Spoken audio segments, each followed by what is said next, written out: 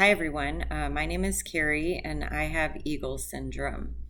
I wanted to pop on this evening. A lot of encouraged by so many to share my story, and one I hate to type, and not a big reader, so it helped me to see other people's story over video.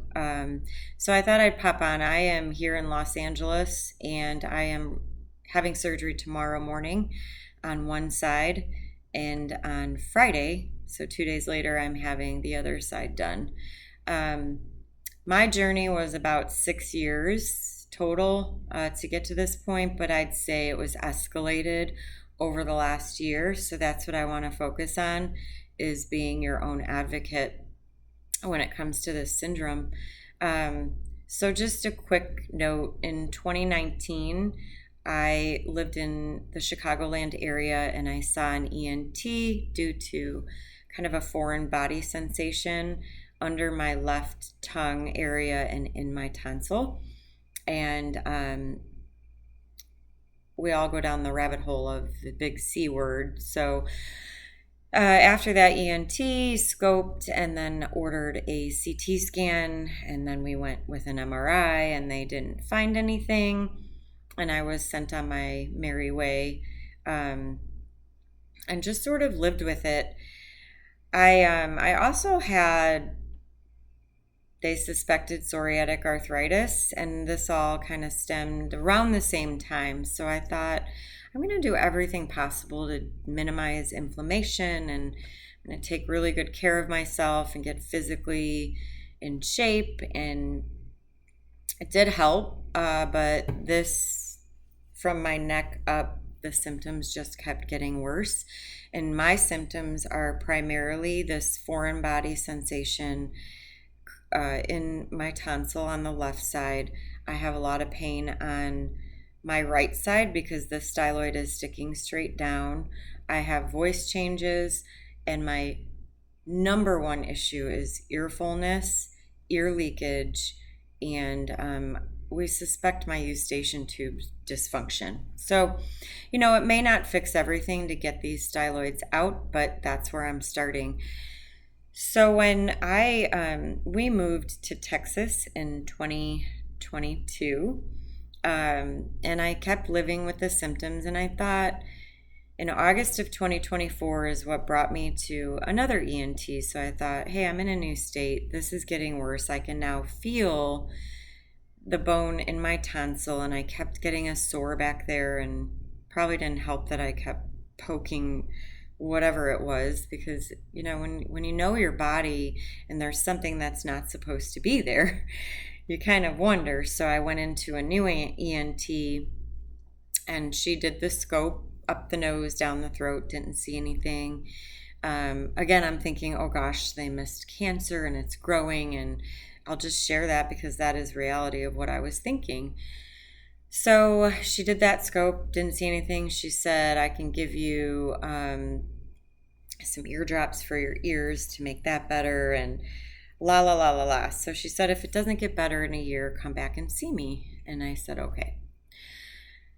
But I left there just feeling defeated again, because now, there's jaw issues and pain, and those symptoms just kept getting worse. So sorry, I'm not really good at these video things, but I wanted to share. So about a month later, the sore came back, and I ended up in urgent care now, and they said it was probably just a virus. I'm thinking I have strep throat, and that just brought me to start researching bone sticking into tonsil, and you can literally just use AI, and I found Eagle syndrome. So I started to do some research. I found the Facebook group Eagle Syndrome Group, which I attribute to like almost saving my life. A lot of knowledge there, and I met a woman actually in my town who had had a styloidectomy, and at this point I was not diagnosed yet. So this was around September, October of 2024. So I kept doing research, and I found that you could see them on a panoramic from a dentist, and I thought, I really like my dentist, and my cleaning. So my biannual cleaning was coming up, and I asked the hygienist, I said, could you do a panoramic view of the styloid process? And she did. And she said, wow, those look really long. And the dentist was really open, and she said, I think you should bring this back to your ENT. So I did. And brought the pano back to the ENT, and that's when she ordered a CT scan of my head and neck. Had that done, and they found a mildly elongated styloid at 3 centimeters. I do want to share, like, on that report of the initial CT scan that said elongated styloid process, like there was even a typo. It said 3 millimeters, and I'm like, oh gosh, not again. Like, this is going to be a big fight. But that was easy to fix, and everyone kind of knew what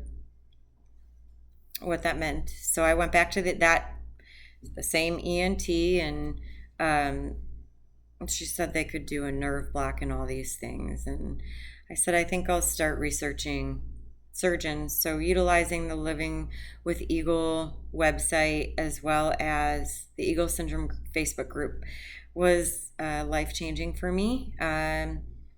I reached out to 2 surgeons, and one of them didn't call me back to this day. So I found Dr. Osborne in Los Angeles, which is where I am tonight. I arrived this morning to have surgery tomorrow morning. So I have the left side tomorrow morning, and then on Friday, so 2 days later, they're going to do the right side. And I wanted to share with you my day today. Was mainly, my day was tough. I have a 9-year-old and a 4-year-old. Sorry. That I did leave in Texas to come here, but I know, and I've been told by many people that I've reached out to in this group, that my kids will thank me later.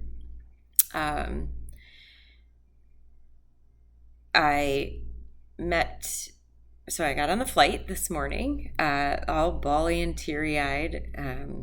So that passed, and got to the hotel, and then I walked to Dr. Osborne's surgery center. A little bit longer than city blocks, but I made it. You can Uber. But I met with him and his team from the moment I met them. I say have been a gift from God to me. There's a reason that they are known as one of the best around. I have been called by both anesthesiologists today. One of them I was on the phone with for 25 minutes. So it is anesthesia and intubation, and I would like to share that with you tomorrow when I wake up, and let you know the change, and just sort of document each step of this next 3 days, because that is the hardest part for me, is what's next. And that's it. I am at the hotel, and my husband arrives this evening from Texas. So we are here till Sunday. Hopefully we get to go home Sunday. But I know a lot of people have questions about the financial thing, and we're working through that. So Dr. Osborne, there is a reason that he is, some people say doesn't take insurance, and that's not true. So if anyone's wondering and wants a side conversation on that, I'm so happy to share the financial component. Is it more expensive? Probably, but I don't know, and I'm going to share my journey with what the insurance does pick up. I think it's okay to disclose all of that, but I feel like on Sunday, and I'll keep giving updates. Sorry if I'm long-winded. I'm not good at videos, but I thought I'd just share some raw content with any of you wondering, and I am available to chat, I just think paying it forward, there's a lot of us suffering, and been for, I will forever be grateful for those of you that have helped me get to where I am tonight. So I'm feeling great. My main concern was anesthesia and intubation because I don't take medications or anything like that. So just to get that going, I've got myself prepared here to heal, and I do want to share, like, I follow a pretty strict nutrition regimen because I do suspect, pressure on that vagus nerve. I've struggled with GI issues all my life. Well, the last 10 years, I should say, not all my life, but since these started growing. On a side note, I did look at the imaging from 2019 and compared it to the one that I just had. Styloids were starting to grow and the ligaments were calcified. So it was there. And, go with your gut, your body. And I guess I'll just share that. Even if it's not Eagle syndrome, if you know that something's not the way it should be, I encourage you to reach out to people that are going through the same thing, because that alone feeling, as I sit here in my hotel room alone, it's not a fun one. So I appreciate anyone that I've met through this journey, and I will be in touch tomorrow when I'm able and kind of work through the recovery process. Have a great evening.